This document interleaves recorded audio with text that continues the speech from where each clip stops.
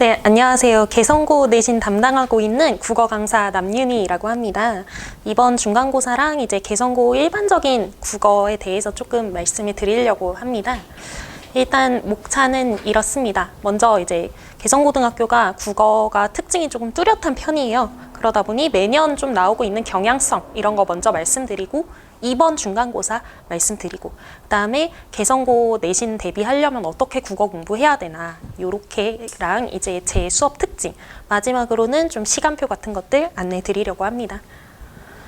네, 일단은 일반적인 특징을 말씀드리자면 완전히 수능형 시험이에요. 네, 어느 정도냐면 문법을 제외하고는 이 학교는 교과서를 거의 배제해요. 다른 학교들이랑 다르게. 그래서 자습서나 평가 문제집을 푼다고 해가지고 대비가 불가능한 시험인 거죠. 네, 굉장히 혼자 대비하기가 어렵습니다. 그래서 좀 근본적인 국어 실력이 조금 있어야 늘 잘 나오는 이런 시험입니다. 안타깝게도. 그래서 조금 이제 수능이나 이런 것들에 익숙하지 않은 친구들은 고득점 받기가 조금 힘들거나 혹은 이제 되게 낯설었을 수 있어요. 왜냐하면 국어 같은 것들은 이제 좀 처음에는 혼자 공부해 본다고 했을 텐데 애들이 도대체 뭘 공부해야 되지? 이런 생각이 들었을 확률이 굉장히 높거든요. 그다음에 문학 부분에 대해서 조금 설명을 해드리면 교과서 작품은 매년 한 두 작품 정도 혹은 이제 많으면 3작품 정도 출제되고 있고 그 이외에는 학교 프린트에서 이제 선생님이 뭐 모의고사 문제라든지 아니면 그냥 좀 중요한 고전문학 지문이라든지 이런 것들을 그냥 주시고 그다음에 특별히 해설은 안 하세요. 그 문제를 그냥 풀어보기만 하지 해설은 안 하시고 그다음에 이제 아예 외부 지문, 그날 시험날 처음 보는 지문 이렇게 해가지고 출제가 됩니다. 그다음에 문법이 제일 그나마 이제 대비하기가 좀 수월한 부분이에요. 타 학교랑 항상 이제 비슷한 범위, 예를 들어서 이제 1학기 같은 경우에는 의문 변동, 중간고사 때는 의문 변동, 이제 기말고사 때는 문법 요소라고 해가지고 높임법 이런 것들. 그다음에 대신 이제 다른 학교에 비해서 조금 문제가 좀 어렵습니다. 문법 전체 체계에 대한 이해가 조금 필요한 경우가 있어요. 그다음에 제일 특징적인 게 이 비문학이에요. 비문학이 1학년 시험에 나온다는 게 보통은 이 주변에는 그렇게 많지는 않아요. 이 주변 학교에는. 근데 올해 혹은 전년도 수능 특강을 많이 출제를 하셨어요. 여태껏은 한 2년 전 여기까지도 이제 출제를 많이 했어요. 그래서 수능 특강 지문을 그대로 가져오셔서 고3 거잖아요. 그러다 보니까 아무래도 좀 더럽고 좀 길고 이래가지고 그래서 문제 같은 것들은 선생님들이 출제를 하시고 그래서 매우 복잡하고 어려운 지문들이 많았는데 문제 자체는 이제 크게 어렵지는 않았습니다. 다만 이제 고1 학생들의 경우에는 당황스러울 수 있죠. 지문이 왜 이렇게 길지? 하나도 모르겠다. 이런 식으로. 이번 중간고사에 대해서 조금 얘기를 해보자면 작년에 이제 문법이 조금 평이하게 나왔었어요. 다른 분야에 비해서. 그런데 조금 난이도가 상승을 했습니다. 1, 2번의 경우에는 의문 체계표를 그냥 암기하는 문제였어요. 그런데 선생님께서 이제 미리 예고를 하셨다고 하더라고요. 근데 이제 수업 시간에 이제 잘 못 듣거나 그랬으면 이제 이런 문제들을 좀 날렸을 수 있다. 그다음에 뭐 1, 2번 문제뿐만 아니라 문법 중 두 번째로 배점 높았던 문제도 이렇게 의문 체계표를 외우고 그려놔야 이제 풀 수 있는 문제였다. 그래서 좀 수업 시간 때 기본이기는 하지만 집중해서 선생님 말씀을 듣고 그러니까 선생님께서 이런 출제에 대한 힌트를 수업 시간에 조금씩 뿌리시는 편이세요. 그래서 암기해야 될 사항은 확실하게 암기를 하자. 이렇게 말씀을 드릴 수 있겠습니다. 그다음에 또 학생들의 평소 발음과 좀 달라가지고 헷갈리는 예외사항을 이제 좀 많이 냈습니다. 예를 들어서 흑, 과 같은 거 발음할 때 이제 순간적으로 흑과 흙과 이런 식으로 헷갈릴 때가 있잖아요. 그런 것들을 좀 적극적으로 활용을 하셨어요. 그래서 의문단원의 경우는 너무 이제 많은 것들을 암기하려고 하면 번아웃 와요. 정말 풀다가. 그래서 내 평소 발음이 이제 내 표준 발음과 다른 것들이 있거든요. 그런 것들은 이제 뭐 체크를 해놓고 외우는 공부 방법이 조금 유효하겠습니다. 그래서 이렇게 이거는 이제 이번 시험 문제입니다. 그래서 좀 헷갈리는 발음들 흑과 얇네, 달치 이런 것들. 그다음에 이거는 제 교재인데 예외사항들을 이제 미리 정리를 해놓고 그게 이렇게 출제가 되었습니다. 그다음에 좀 문법적인 사고력 자체가 조금 필요했습니다. 그래서 의문단원뿐만이 아니라 다른 부분에 대한 지식도 조금 필요를 했는데요. 단순히 뭐 제가 이제 보통의 아이들한테 된소리 대기가 뭐야 물어보면 아 끄뜨부스츠 되는 거예요. 그게 된소리 대기죠. 이렇게 하는 아이들이 많은데 사실 된소리 대기에도 유형이 있어요. 끄뜨부스츠 되는 것뿐만이 아니라 뭐 1번은 이제 일반적으로 되는 거고 2번은 용언에서만 되는 거고 3번은 한자어에서만 되는 거고 이런 케이스들을 나눠가면서 공부하는 이런 습관이 조금 들어있어야 됐습니다.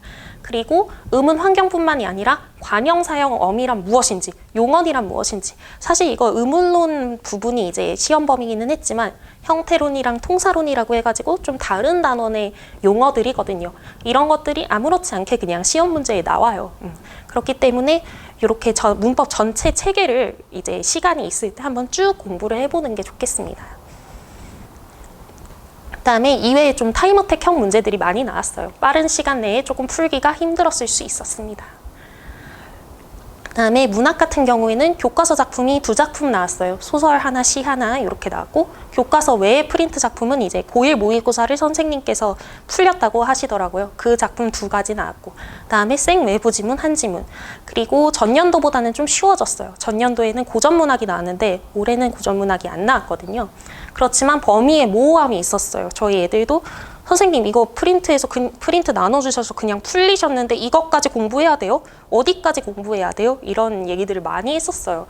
그래서 사실 그리고 그 문제는 나왔고 저희는 공부하기는 했지만 그래서 범위의 모호함 때문에 공부를 뭘 해야 될지 이런 것들이 좀 어려움이 있었을 것 같아요.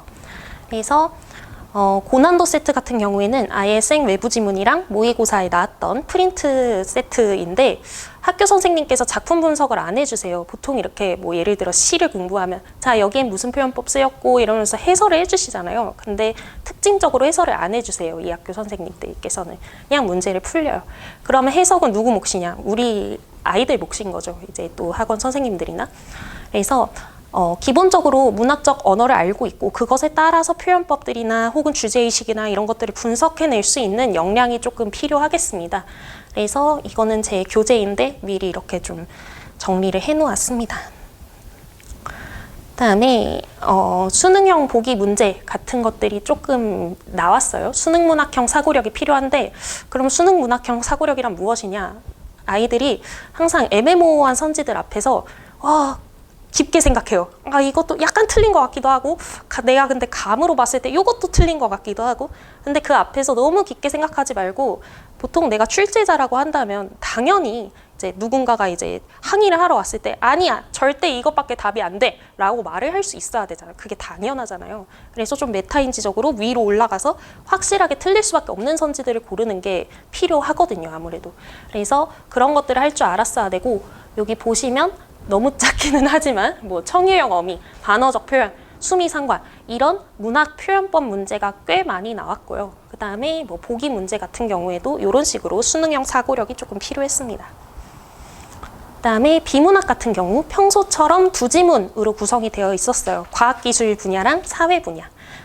근데 이제 평소에는 수능 특강 지문을 내셨거든요. 근데 이번에는 고3 학력평가라고 해가지고 교육청 평가 요거를 2개를 그냥 엮어버리셨어요. 그래서 매우 긴 지문, 그러니까 가나 지문 해가지고 이따가 보여드릴 테지만 지문이 무지 길거든요. 그래서 아마 어떤 학원에서도 적중을 못했을 거예요. 왜냐하면 이렇게 나올 줄 아무도 예상을 못했으니까. 무조건 근데 그래서 적중이라는 게 사실 참 크게 의미가 없는 것 같아요. 그래서 무조건 누구에게나 처음 보는 지문을 내려는 선생님의 의도가 있었겠다라는 생각이 듭니다. 오히려 공정하기도 하죠. 어찌 보면. 그래서 여기 보면 아시겠죠? 여기부터 여기까지가 다 지문이에요. 다 지문. 이거를 28문제를 50분 안에 다 마킹까지 해서 풀어야 돼요. 얼마나 힘들겠어요. 그죠? 그래서 학생들이 어려워하는 그것도 과학기술 분야다 보니까 지문 자체 난이도가 굉장히 상당하게 느껴지고 읽으면서 눈물 날 것 같고 그랬을 거예요. 그런데 지문 난이도에 비해서 문제가 굉장히 쉬웠어요. 한문항 제외하고는 뭐 글의 구조 문제라든지 단순한 내용 일치 문제 이런 것들이 나와요. 근데 개성비문학은 늘 지문에 비해서 문제가 좀 쉬운 편이에요. 그래서 당황하지 말고 좀 차분하게 문제를 풀어냈으면 괜찮지 않았을까. 근데 또 신입생이고 하다 보니까 좀 쉽지 않았을 수 있겠죠. 그다음에 사회 지문, 다음 지문의 경우 지문 자체는 크게 어렵지는 않았습니다. 대신 그렇기 때문에 문제의 난이도가 조금 높아졌죠. 그래서 수능형으로 선지를 구성하고 보기 적용을 한다든지 보기를 처음 보는 거를 주고 이렇게 풀어내게 한다든지 혹은 이제 이유 추론 문제라고 해가지고 수능 이제 독서에서 굉장히 이제 대표적인 유형인데 또 이제 고1 아이들은 힘들어하는 유형이 있어요. 그래서 이런 문제들이 추론 문제들이 꽤 많이 나왔습니다. 그래서 수능 문제의 유형 자체에 조금 익숙해지는 게 필요합니다. 네, 그래서 총평을 보자면 50분 안에 풀어내기 정말 힘들었을 거예요. 학교 시험에 대한 정보가 부족했으면 뭔가 문학, 비문학을 풀어낼 때는 처음 보는데 뭐지? 싶은 당황스러움이 좀 있었을 거예요. 그다음에 1등급 커트라인은 저는 80점대 중반 정도 예상을 합니다. 작년에는 이제 이와 비슷했는데 80점대 초반으로 나왔거든요. 근데 올해 좀 똘똘한 친구들이 개성에 약간 몰렸다는 얘기가 있어요. 그래서 조금 상승할 수 있습니다. 80 한 후반 정도까지도 상승을 할 수 있겠다라는 생각은 있습니다. 그다음에 문법 개성고 그래서 어떻게 공부를 해야 되냐. 문법은 타 학교와 크게 다르진 않아요. 기본적으로 다른 분야에 비해서는 대비가 조금 수월한 편입니다. 다만 이제 타임어택 하는 문제들에 대한 꾸준한 연습이 필요해요. 그래서 약간 시중에 수능 기출 문법 문제집 같은 거 사서 풀어보는 게 좀 도움될 거예요. 그래서 왜냐하면 이런 수능 기출 문제집 같은 경우에는 뭐 의문뿐만 아니라 내가 다른 단원까지 다 알고 있다고 가정하고 수능 문제를 내는 거잖아요. 그러다 보니까 그런 것들을 훈련을 할 수밖에 없다. 그다음에 좀 평소 수업을 잘 듣고 선생님이 이제 말씀하시는 흘리는 것들을 이제 예민하게 캐치를 하면 좋겠습니다. 그리고 실전 모의고사 형태를 좀 많이 풀어보는 것, 시간 관리를 하기 위해서 어렵다면 좀 시간을 재고라도 이제 문제를 풀어보는 연습을 좀 해봐라. 이렇게 얘기를 드리고 싶네요. 저 같은 경우에는 이렇게 수업을 합니다. 실전 모의고사를 되게 자주 시행을 하고요. 교재 구성 자체가 내신형 문제 파트, 그다음에 수능형 문제 파트 이렇게 나눠져 있는데 내신형 문제는 강남권 기출 문제들을 이렇게 수록을 해서 넣고 있습니다. 이게 수능 문제에 시간 많이 걸림과 내신 문제에 시간 많이 걸림이 조금 달라요. 두 유형을 다 연습해보자는 취지에서 이렇게 하고 있고 나머지는 이제 수능이랑 학평 문제들 중에 이제 좋은 문제들을 선정해서 담아놨습니다. 그리고 음원 단원이지만 뭔가 이렇게 아까 전에도 말씀드렸듯이 타 단원에 대한 이해가 필요하기 때문에 이제 3월이나 이제 5월 초반의 비내신 기간에는 이 부분을 이제 공부를 하고 있습니다. 그다음에 음원 변동 케이스를 정확히 나눠서 똑같은 된소리 대기라더라도 어떤 조건들이 있는지 나눠서 암기할 수 있도록 이렇게 꼭 암기가 아니더라도 본인이 쓰면서 연습할 수 있도록 하는 툴 같은 거를 해서 매번 테스트를 보고 있고요. 예외사항을 그냥 미리 교재대에다가 정리를 해놓습니다. 이런 것들 전부 다 정리를 해놓는 편입니다. 그다음에 문학 같은 경우 이렇게 공부를 하면 좀 좋을 것 같아요.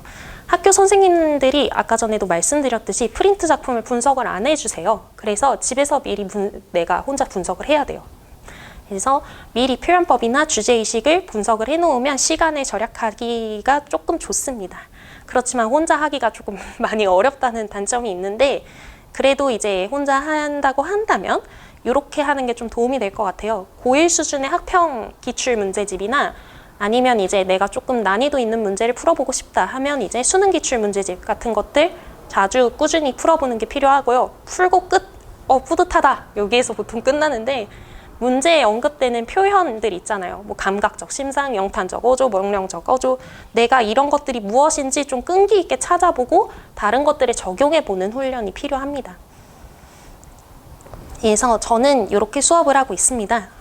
문학 같은 경우에는 좀 외부 지문과 친숙해질 수 있도록 수업 내에 예를 들어서 뭐 학교에서 땅끝이라는 작품을 나갔어. 그럼 비슷한 주제의식이나 혹은 표현법들을 가진 작품들을 미리 애들이 분석해보고 그다음에 제가 이제 같이 이거는 요런 점에서 공통점이 있지 이런 것들을 같이 찾아봅니다. 그래서 이렇게 이제 연계 문학 작품 저희가 이제 땅끝 배우면서 굉장히 많은 작품들을 했었어요. 그다음에 비내신 기간까지 이제 제재별 수능 수업을 합니다. 고전 문학이면 고전 문학, 현대시면 현대시 이렇게 해가지고 기반을 조금 다져 놓습니다. 그다음에 표현법은 정말 제가 제일 잘 가르친다고 할 수 있습니다. 그 다음에 수능형 문학 판단법의 기준을 조금 제시를 해놔요. 아까 전에 수능적인 사고력, 그럼 절대 틀릴 수밖에 없는 거는 무엇이 있냐. 저는 이렇게 4가지를 딱딱 기준을 제시를 해주거든요. 그래서 그다음에 또 이런 식으로 그래서 틀린 선지의 대표 유형 이렇게 4가지를 딱 정리를 해서 아이들이 이제 내신이나 수능 때 써먹을 수 있도록 해요. 그다음에 보통 이제 당연히 이제 자습서나 뭐 시중 문제집이나 이런 데에서 나오는 것뿐만이 아니라 그 외의 것들이 사실 선지에 나올 거 아니에요. 그래서 기본적으로 시라고 한다면 주제, 운율, 심상이 결국엔 나올 수밖에 없다. 그럼 우리끼리 여기 밑에다가 화자의 상황, 태도, 비유, 상징, 운율, 심상, 주제 다 같이 그냥 한번 정리해보자. 이렇게 해가지고 작품들을 분석하는 이런 연습을 하고 있습니다. 다음에 비문학, 제일 문제적인 부분인데 어쩔 수가 없어요. 평소에 꾸준히 풀어야 됩니다. 일주일에 한 지문이라도 정말. 그래서 문제집을 선정하는 기준을 조금 말씀드리자면 약간 깔끔하고 완벽해서 좀 분석하고 내가 좀 공부를 하기 좋은 지문들을 많이 보고 싶다. 혹은 향후 고3 때 기출 분석까지 조금 미리 해보고 싶다 한다면 그냥 수능 독서 기출 문제집 추천드립니다. 시중에 많잖아요. 마더텅, 자이스토리 이런 것들. 그다음에 좀 다소 더러운 지문들, 개성 이제 내신에 나오는 것 같은 그런 지문들을 좀 연습해보고 싶다. 치사한 정답 근거가 나와도 끈질기게 한번 어떻게든 정답을 풀어내는 연습을 하고 싶다 하면 이제 수능 특강이나 완성 같은 것들을 EBS 연계 교재를 좀 추천드립니다. 그리고 단순히 풀고 뿌듯하다 하는 게 아니라 글의 구조를 요약하고 분석하는 연습을 좀 해야 됩니다. 결국에는 이런 것들이 독해력에도 도움이 되기 때문에요. 그래서 저는 좀 이렇게 수업을 하고 있습니다. 비내신 기간 동안 수능 독서를 이제 좀 분석하고 요약을 연습해요. 그리고 애들한테 미리 이렇게 툴을 줘가지고 도식화를 해오도록 하고, 그리고 도식화하는 방법들이나 혹은 이제 뭐 예술 지문이나 예술 지문, 기술 지문이나 기술 지문, 기본적인 구조들 같은 것들을 수업을 하고 저처럼 이제 구조화할 수 있도록 그려주면서 해설해보고, 그다음에 1대1로 너 이렇게 고른 이유가 뭐야?